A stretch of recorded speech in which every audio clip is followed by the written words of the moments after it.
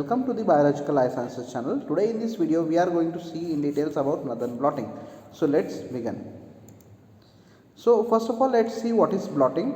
In molecular biology, blotting is a technique for transferring the DNA, RNA and protein onto a carrier so that they can be separated, and often uses the gel electrophoresis. Now here the carrier which is used here are different types of membranes, that is having the specific affinity for DNA, RNA and proteins. So the blotting are of three types. First is southern blotting, that is used for DNA detection. Northern blot, it's for RNA detection, and western blot, it's for protein detection. So let's see in details about northern blotting. The northern blotting is it's a technique in molecular biology which is used to study gene expression. We know that at particular time in the cell, all cells are not expressed, only few cells are expressed. So in order to check that what cells are expressing or RNA is present inside the cell, we can go for northern blotting. Okay. The northern blot is also known as RNA blot, since RNA is involved here. The RNA blotting is similar to the southern blotting, except the RNA instead of DNA is subjected for analysis in this technique. So it's the mRNA which is isolated and hybridized in northern blot. It's tRNA and rRNA are not used in this blotting. Okay. So the discovery of northern blotting, first time this technique was developed in 1977 by scientists James Elvine, David Kemp and George Stark at Stanford University. Here the J.C. Elvine, a biologist, he was a very good biologist, he had a very good sense of humor. He developed a technique analogous to southern blot, this time for the identification of RNA within the complex RNA sample using the radio labeled DNA probe. So he discovered this technique, that is detection of RNA, and since the name of the first technique developed for DNA detection, that is developed by E.M. Southern, he gave the technique his name, that is southern hybridization or southern blotting. He couldn't resist to call this as northern blot in an allusion to the southern blot technique, raising a chuckles in lab everywhere.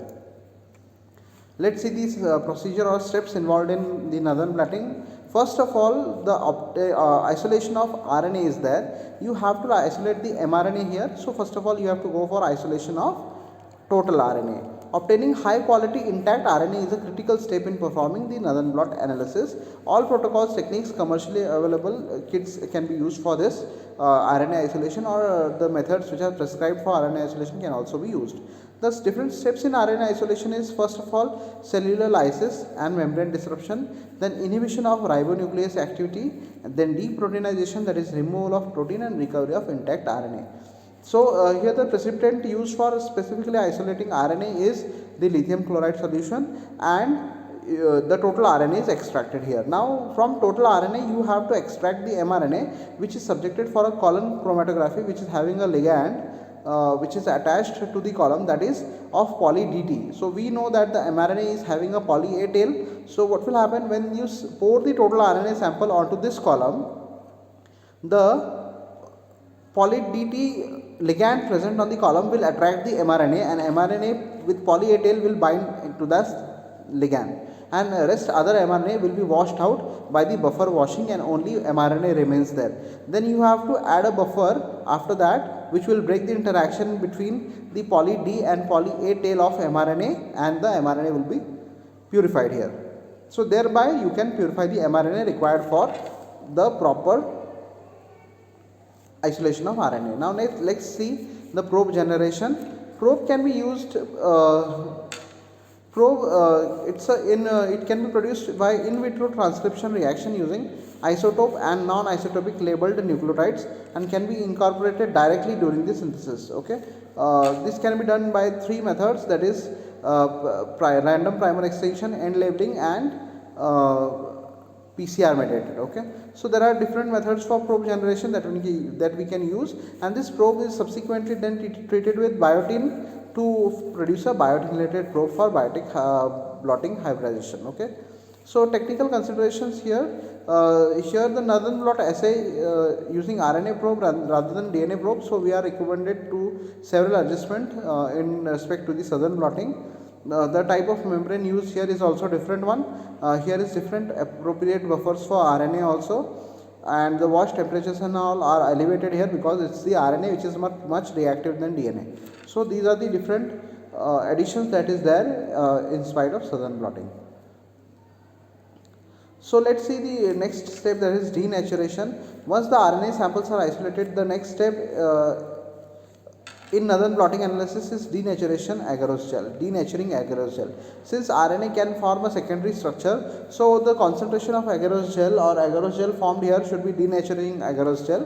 Here you add formaldehyde to denature the agarose gel or to maintain the RNA in a straight linear configuration during electrophoresis. The disadvantage of using formaldehyde is you need to pour and run the gel in fume hood. Alternative to this is glycols or DMSO are also used for denaturation and run the gel without the safety issues that are associated with formaldehyde. So let's see the transfer to the solid support or immobilization.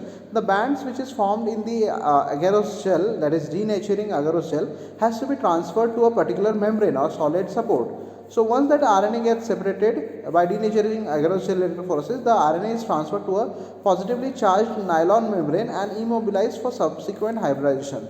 The membrane used here is not nylon membrane. In some cases it is specially designed a nylon membrane, but regularly we use Whatman filter paper 540, that is diamino benzoxymethyl filter paper 540. So this is a specially prepared chemically reactive paper that is designed for the binding of or hybridization or electroblotting of RNA. So this is the reaction here. The diagram shows the reaction. First of all, sample is prepared, RNA is extracted, then this is electrophoresed, and then this gel is placed onto a membrane and the electroblotting is done. After the blotting is done, it is subjected for probe, and that probe binds and shows where the presence of different bands are there. Let's see the principle of RNA in Nathan blotting. Nathan blotting is a method used to study the gene expression by the detection of RNA in this sample. Therefore, it is also called as RNA blot. The sample RNA is isolated from an organism of interest and then electrophoresed on agarose gel.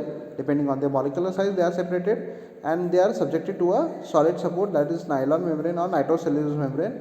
In this case, it is Whatman filter paper 540, that is specially chemically reactive paper.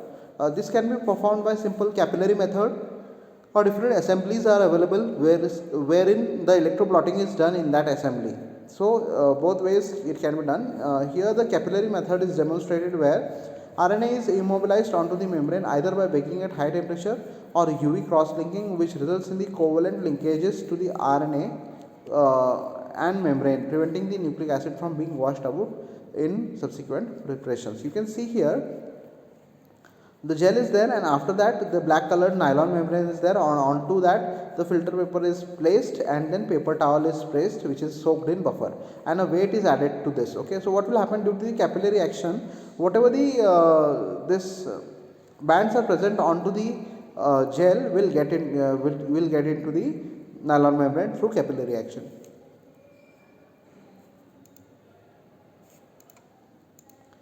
So now let's see, this is followed by hybridization with a labeled DNA or RNA probe. So you have to add a probe which can be a DNA or RNA probe here. So whatever the RNA that is present in the bands which is blotted onto the membrane is first baked under UV, and that UV cross-linking is done, so that what will happen, the RNA bands will be fixed onto the membrane, and then it is baked under high temperature. So it will immobilize the band permanently. If the sample contains complementary RNA sequence, the probe will bind to the membrane and form double-stranded DNA-RNA hybrid molecule between single-stranded DNA molecule and single-stranded target DNA. So therefore, high stringency condition is maintained. Whatever the complementary sequence, that only will bind to that place. Okay. The final step in the detection of RNA is the RNA of interest, or the band of interest of RNA is the detection by using a chromogen or a chromogenic substrate. So generally the chromogenic substrate that is used is TMB-H2O2. In case of non-isotopic detection, if you are doing a isotopic detection, then the gel is directly subjected for autoradiography machine, where autoradiograph will show you what are the different bands available and where the probe is bind. So you have to use the radio labeled probe. Now let's see the requirements of Nathan blotting. Obviously agarose gel electrophoresis is there, then nylon membrane, and a specialized filter paper. As I told you, it is diisobenzoxymethyl filter paper, DBM filter paper, Whatman filter paper 540 it is, and complementary radioactive probe if you are using radioactive detection, or non-radioactive if you are using biotin level detection or other detection systems. Formaldehyde is required here for degradation and maintaining a high stringency condition, denaturation condition. So the carbonyl group reacts to form a stiff base with the amino group of GAC. This prevents the hydrogen bonding, hence maintain RNA in denatured state and it's in single stranded form. X-ray film is used here for identification, and then there is no need for restriction enzyme as the RNA is always in a different fragment form, since mRNA is a product of a single gene. Let's see the procedure in short. DNA or the RNA of the gel of interest is extracted from human cell or other cells and cut into fragments if required, but in case of RNA it is not required. It is subject for gel electrophoresis. Then after that the bands are transferred onto a membrane. The DNA are transferred to nitrocellulose membrane. In case here it is DAM membrane. The solution is passed through gel and filtered through paper towel. Due to this, what will happen? There will be blotting of these bands onto the filter paper, and then you can go for the pouring of probe. So what will happen when you pour the probe onto the membrane? When you pour the probe onto the membrane, what will happen? You can see here the DNA bands will be blotted onto the membrane. Now what will happen? This blotting will happen, and then you can pour the probe, and then you can go for detection. The probe will bind to the particular place where the RNA band of interest is present. Now the RNA band of interest will show the binding of probe here, and the probe binded will be having the primary and secondary antibody binded to that position. This will happen in case of non-isotopic detection. If the detection is isotopic one, then you can go for directly the autoradiography sample. You can go for that, and you can detect this in autoradiogram like this. Okay, so wherever the RNA band has binded, you can see here is detected. But in case of non-isotopic detection, you have to use a primary antibody first. Then primary antibody will bind to the probe wherever the specific probe is there. Then after that you have to use a secondary antibody that is labeled with the enzyme such as HRP enzyme, horseradish peroxidase, and then you have to use a chromogenic substrate such as TMB-H2O that will show you the color here. Okay, so this is how the detection is done in Nathan blotting. So now let's see the applications of Nathan blotting. The Nathan blotting is used to observe a gene's particular expression patterns between different tissues, organs in developmental stages, environmental stress of different species.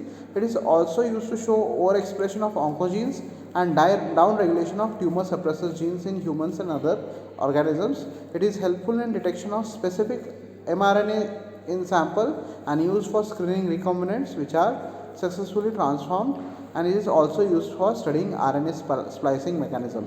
So indeed RNA blotting is a very important experiment, and it's a boon for the study of gene expression.